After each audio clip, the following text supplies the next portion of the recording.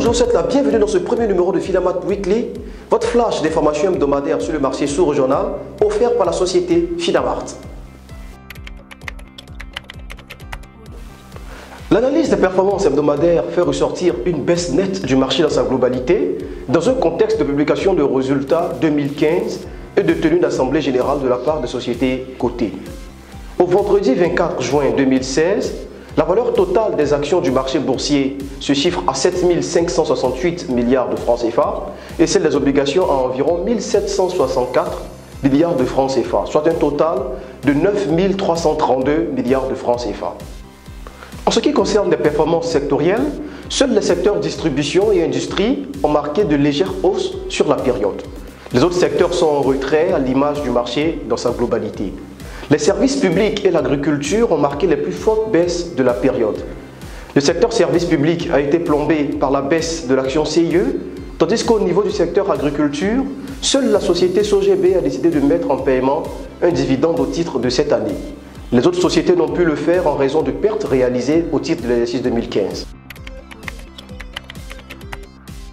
Au titre des performances individuelles, les plus fortes hausses concernent les titres Safka et Vivo Énergie.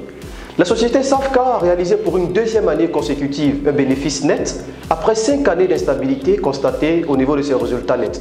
Toutefois, le résultat de la société est passé de 896 millions en 2014 à 71 millions de francs CFA en 2015. La société Vivo Énergie de son côté affiche de bonnes perspectives pour l'année 2016 et compte diviser le prix de son action par 50 afin de le rendre plus liquide sur le marché financier. Par ailleurs, ce sont les titres PalmSea et CETAO qui ont marqué les plus fortes baisses de la période.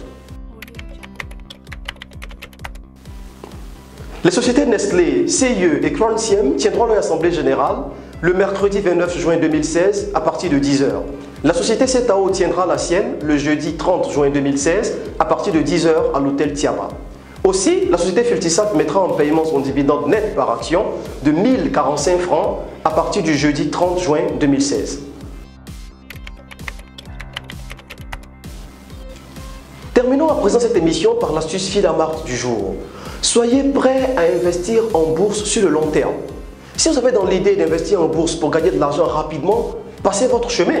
À moins d'être extrêmement chanceux, votre investissement en bourse ne doublera pas la première année, ni même la deuxième.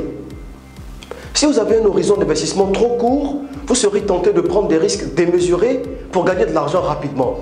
Alors qu'en bourse, les meilleurs gains se font sur une période d'au moins 5 ans. Alors choisissez le long terme pour investir en bourse. C'est sur ces mots que je vous dis au revoir. Rendez-vous pris pour la semaine prochaine et d'ici là, restez Finamart.